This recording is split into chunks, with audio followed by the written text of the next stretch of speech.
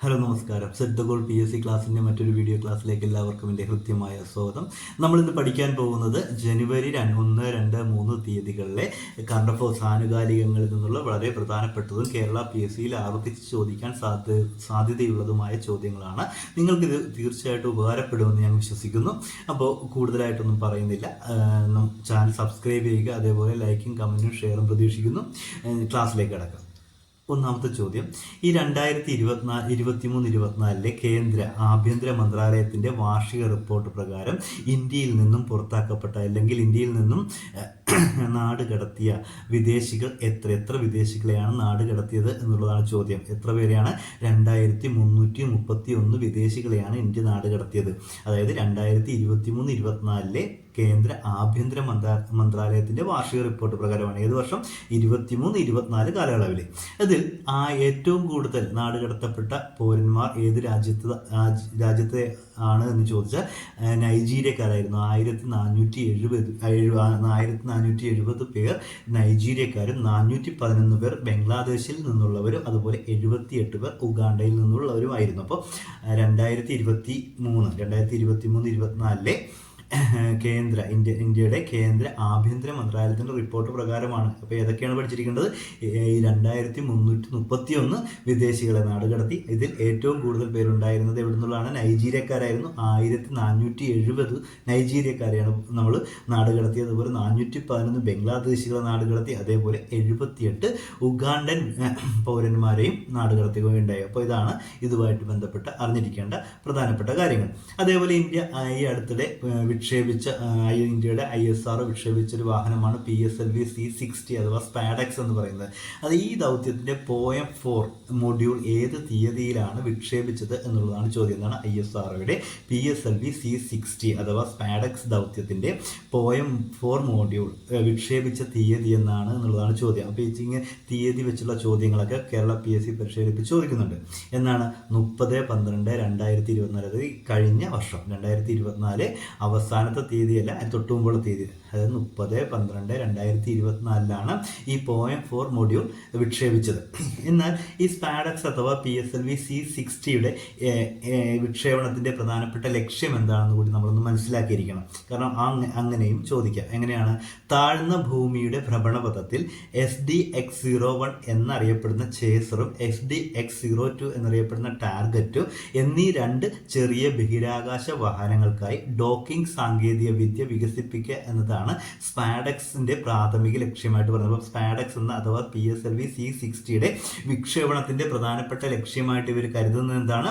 Chaser എന്നതും target എന്നുമുള്ള 2 ചെറിയ ബഹിരാകാശ വാഹനങ്ങൾക്കായി ഡോക്കിംഗ് സാങ്കേതിക വിദ്യ വികസിപ്പിക്കുക എന്നുള്ളതായിരുന്നു ഇതിന്റെ ഈ വിക്ഷേപണത്തിന്റെ പ്രാഥമിക ലക്ഷ്യം. ഇതുകൂടാതെ 2 ലക്ഷ്യങ്ങൾ കൂടി ഉണ്ടായിരുന്നു. എന്തൊക്കെയാണ്?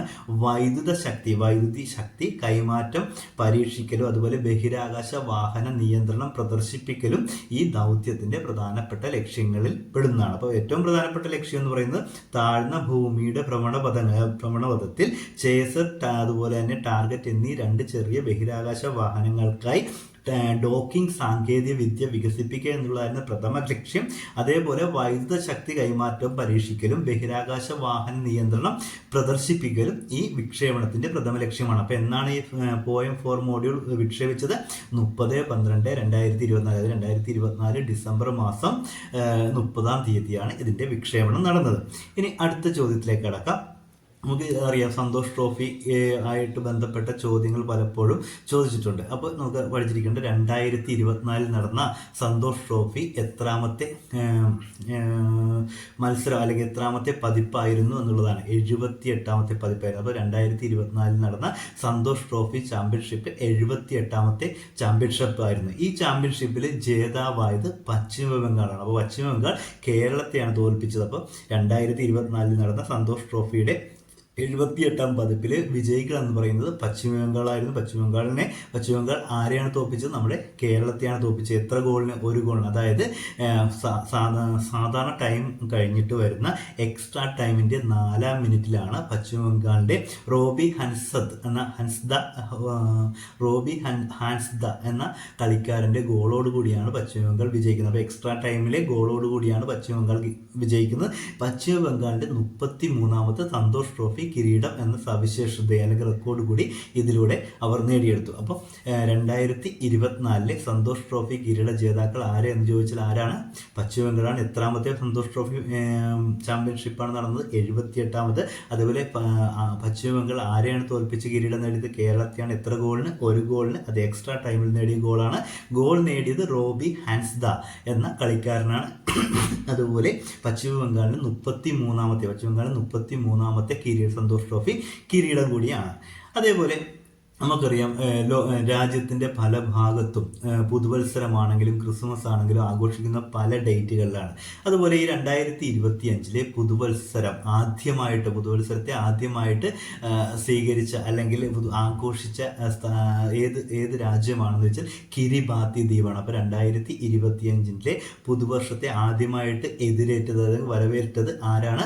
കിരിബാത്തി ദ്വീപാണ്. ഈ കിരിബാത്തി ദ്വീപ് സ്ഥിതി ചെയ്യുന്ന സെൻട്രൽ പസഫിക് സമുദ്രത്തിലാണ് ഈ കിരിബാത്തി ദ്വീപ് സ്ഥിതി ചെയ്യുന്നത്.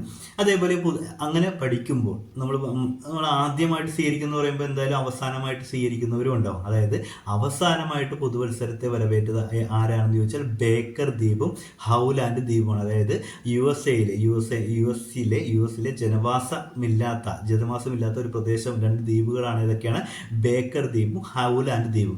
ഈ 2 ദ്വീപുകളാണ് പുതുവത്സരത്തെ അവസാനമായിട്ട് വരവേറ്റത്. അപ്പോൾ പുതുവത്സരത്തെ ഈ 2025 പുതുവത്സരത്തെ ആദ്യമായിട്ട് വരവേറ്റത് അല്ലെങ്കിൽ എതിരേറ്റത് ആരാണ്? കിരിബാത്തി ദ്വീപുകളാണെങ്കിൽ അവസാനമായിട്ട്